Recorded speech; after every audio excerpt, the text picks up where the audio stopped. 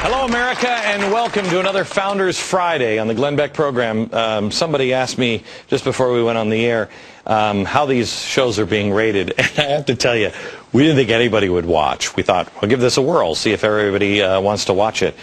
They're wildly highly rated, and I thank you for watching. There is a hunger in America for the truth, and tonight, I think we're going to blow your mind. You're going to have to ask yourself a couple of questions by the end of the program.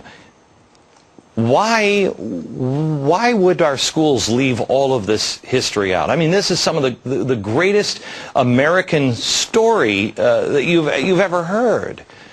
Why would they do that? And it's everywhere. You just don't know where to look.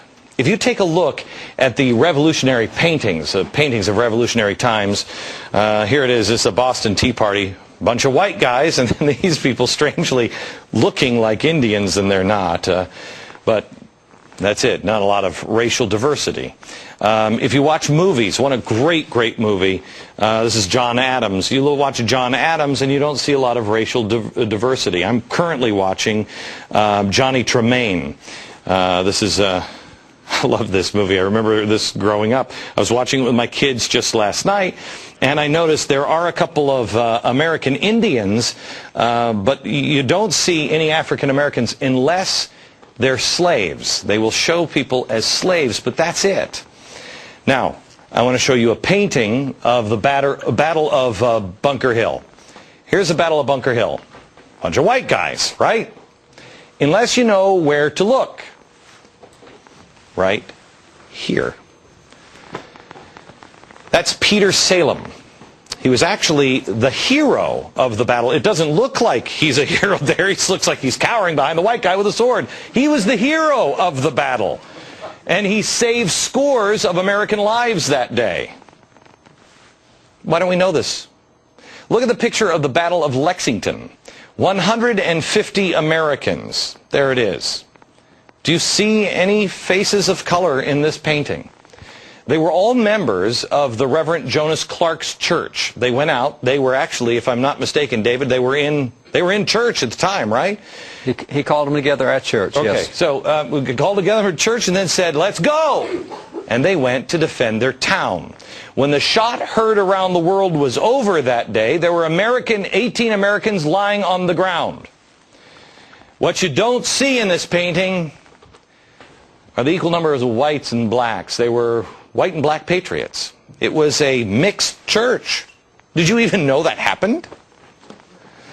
One of those injured patriots on the ground in this painting was a black man named Prince Estabrook. I bet you never heard of Prince Estabrook before. How about the painting of George Washington crossing the Delaware? Bunch of white guys, right? No. Look here.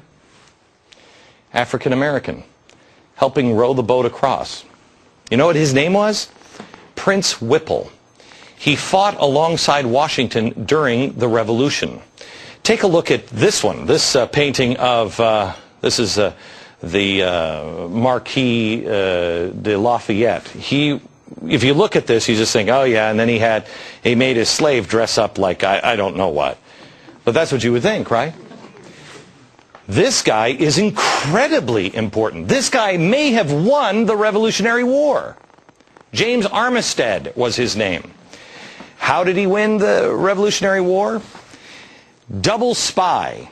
I'm going to let David tell the story here in a minute, but basically the Brits thought that he was spying for them, but he was spying for General Washington. He'd give the Brits bad intel and reveal the good critical information to General Washington. Did you know this story? Why? I'm so tired of people saying, well, it was just the white people, white people, white people. No. No. Why are we intentionally leaving others out? There are black founders. Let me ask the audience. How many of you can name one person of these pictures? Only one. How many can name only one? Most people, right? Am I mistaken in saying it's Frederick Douglass? Okay. How many can name two of the people here? We've got 6, 8 people. How many can name 3? 4. How many can name 4? 1. And that's David Barton's wife. David, come on up. This is our good friend David Barton. He is the founder and president of Wall Builders, also author of Setting the Record Straight, American History in Black and White. Come on up and sit here. We also have Lucas Morell. Lucas is a professor at Washington and Lee University in Virginia. Welcome. And he is also the author of Lincoln's Sacred Effort. Okay. David, where do we start? Maybe we should start with James Armistead. Yeah, the spy. It's a great one, because James Armistead, after the Battle of Richmond, he's in Virginia, and a lot of the battles do not happen in Virginia. But after the siege of Richmond, he's there. He sees what the British have done in his home state, and he goes to enlist. He said, "I want to help." And he really, I don't know why, but he liked Lafayette. He went to Lafayette, young French general, 19 years old, said, "I want to fight with you." And so they make this agreement, and what happens is James Armistead goes over to Benedict Arnold's camp. He's a British general then, traitor British general. And he says, "Oh, these mean Americans, they mistreat me. I've escaped as a slave. Please let me stay with you." And Arnold says, "Okay, you can wait on us." And so he is part of Benedict Arnold's staff, waiting on Benedict Arnold. And Arnold's one of the generals, which means he meets with all the other generals. So he's meeting with Cornwallis all the time. And so James Armistead is just serving them and doing all the right stuff and just picking up intelligence like crazy. Every day he gets back with Lafayette, says, "Here's what they're doing. Here's where they're going. Here's what they're going to do next." And kept feeding the information back. And Cornwallis in this time got really comfortable with James and said, "You know, I don't want to ask you to do something you don't want to do, but would you consider being a spy against your former guys there, the Americans? Would you be a British spy and tell us what they're doing?" He said, "Yeah, I guess if you want me to, I will. You know, if you're going to force me to, I will." So he goes back. It'd be tough getting across the lines, though, but I'll risk it for you. I'll try it. Right. So he ends up saying, "Yeah, I'll do it." And what happens is when they leave Richmond, they decide that they're going down to Yorktown, and they're going to go down there. So what happens is Armistead's fed all that information to Washington and Lafayette. They're going to Yorktown. And he's let the British know that, "Oh, there's no Americans around down there. It's a real safe place to go. The Americans are elsewhere." So the British the British fleet drops the soldiers off in Yorktown, and the fleet takes off because there's no Americans around. Right then, the French fleet came in and blockaded the port, so the British couldn't get their ships back. And now we've got all the American troops waiting for them when he got up. They're pinned in on the peninsula. Can't go anywhere. So he probably cut months, maybe years off the revolution by what he did. Now, it's really cool. He liked Lafayette so much that he went back and got his name changed legally from James Armistead to James Lafayette. He loved Lafayette. And so Lafayette left America in 1784, went back to France. He came back here in 1824 for his farewell tour. Last time he's going to be in America. He's an old man.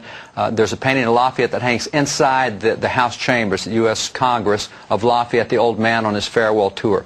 And everywhere Lafayette went, there were hundreds of thousands of Americans lining the roads. When he went through Richmond 40 years later, he looked over and spotted his old friend James right in the crowd. Picked him out, called him by name. They went and hugged and embraced, and it was really cool. Why do we not know this story, because really, you talk to African Americans, and they'll say, "Well, I mean, I think I had Al Sharpton say this to me. Well, you give me somebody like Rosa Parks up there. He said this about these three gentlemen. Yeah. You get rid of all the white guys. You give me somebody like Rosa Parks up there. Why don't you have any color there?" And that's what prompted this show. There is. Why leave people like this out? Let me give you an example of how well we used to know this. You know, the painting you showed of Washington crossing the Delaware, this little jewel right here. You mentioned that this is Oliver Cromwell, and he is. But up here are Prince Whipple, but the other one's Oliver Cromwell. There's actually two blacks in the front of that boat, and they served not as slaves. They were free men who served with Washington on the general staff throughout the Revolution from start to finish. Now, this painting that you showed was done in 1851 by a German, and it was done in Europe. It wasn't done in America. It was done in Europe to show the Europeans, here's what the American Revolution looked like, which meant back then we knew blacks were involved, whites were involved. At the back of the boat, there's actually a lady dressed up in men's clothes. Put this back up. Put the George Washington crossing the Delaware over, because I